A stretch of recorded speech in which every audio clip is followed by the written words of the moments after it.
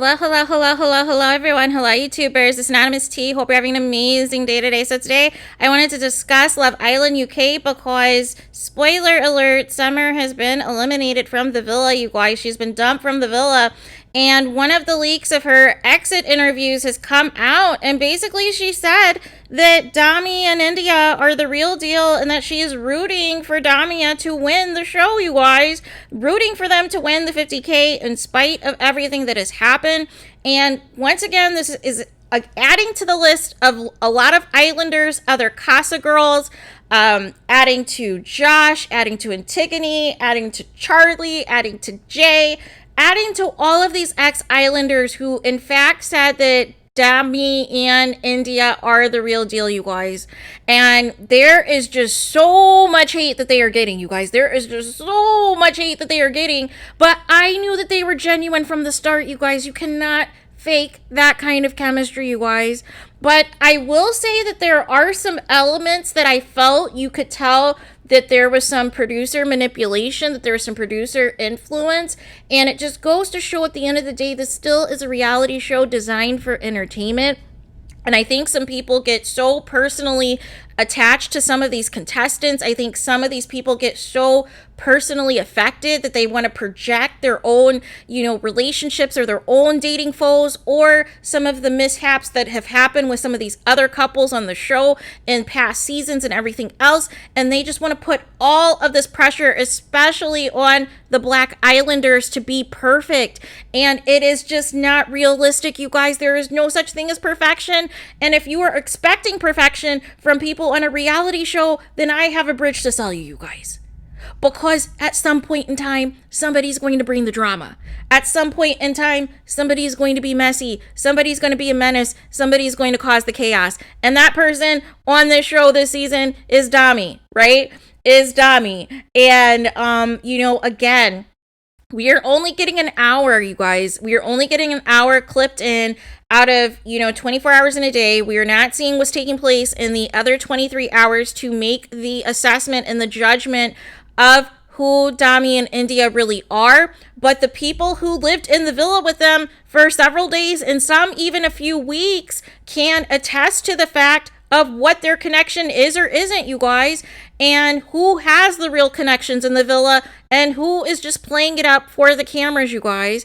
And that is where production comes in, because they can slice and dice these episodes and show us what they want to show us. So the fact that we get so little content of Dami and Indiyah, but there's throwaway comments that will allude to other conversations, that will allude to other forms of grafting that Dami has done, other things that Dami has shown in his apologies to Indiyah to show that he is all about her. And we see none of it, you guys. We see none of the footage. So it just goes to tell me that there's so much that is missing, that is left on the cutting room floor, that it looks very spliced together. It looks very random, that like 1 minute things are a problem with Dami and Indiyah, and literally the next second she's forgiving him, when we have to take into account we're a couple days behind from what is happening real time in the villa, you guys. So we do not know all of the links, all of the other conversations, everything that they have hashed out.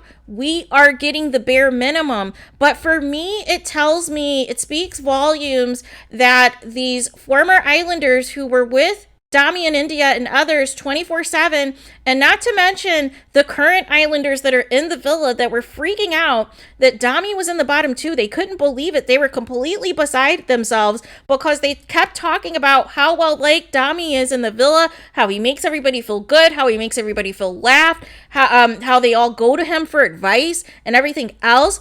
And they were shook that he was in the bottom two.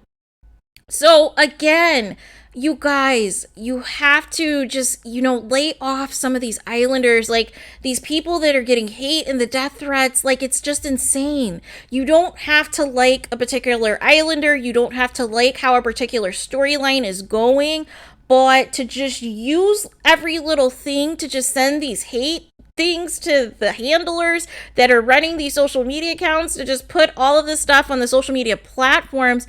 Like, it's insane. It's ridiculous. And it's a completely different narrative of what these former Islanders are saying in these interviews, you guys. Even now, Antigone is still rooting for Dami and Indiyah to win. Even now, Summer, with everything she went through with Dami and Indiyah, is still rooting for them to win. So that tells me everything that I need to know, you guys, that obviously we are not seeing the full connection. And I believe Coco said that even in her recent interview, she felt that Dami and Indiyah had one of the best chances out of all the couples to make it outside of the villa, you guys. So the fact that there's still people who think that Dami is playing a game, I don't believe so. I think his feelings for Indiyah are legit, but I also think he's a menace. And I also think he's a pot stirrer, which if you are in reality TV, that is what you want. Somebody who is willing to be messy, somebody who's willing to stir the pot and get certain storylines facilitated and get certain drama and get certain reactions. But that does not mean that that is who Dami is 24/7 or the other 23 hours that we are not seeing on the show, you guys. So just keep that in mind with a lot of these islanders, you guys. And somebody brought up a good point that I had saw, and I immediately thought about it, was that even though Dami was feeling down in today's episode about being in the bottom two, that basically he is still being utilized to stir the pot. Basically, he is still being utilized like he had Davide, tell him to escort, the new bombshells, the female bombshells, and give them the tour versus somebody else that could have been single, like, I don't know, Deji. But I think it was strategic. I think it was on purpose. I think it was encouraged by producers to do that because previously Ekansu was the one who gave the tour to the last bombshell, which was Adam, you guys. So it makes sense. They want a reaction. They want to see if Ekansu is going to get riled up. They want to see if there's going to be any dates with Davide that is going to build from these interactions. They want to create some sort of chaos. And I also noticed because of the bullying, because of the complaints, you guys, Luca is getting an invisible edit, you guys.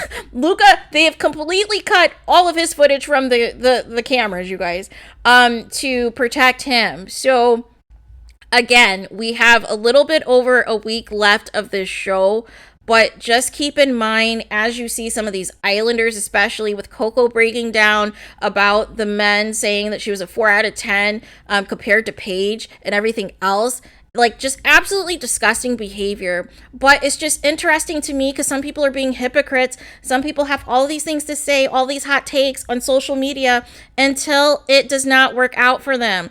So there is that. But let me know your guys' thoughts in the comments. Please do not forget to like, comment, and subscribe. Hit the notification bell so you're notified the moment I post new content on my channel. And with that being said, I'll talk to you guys again very soon.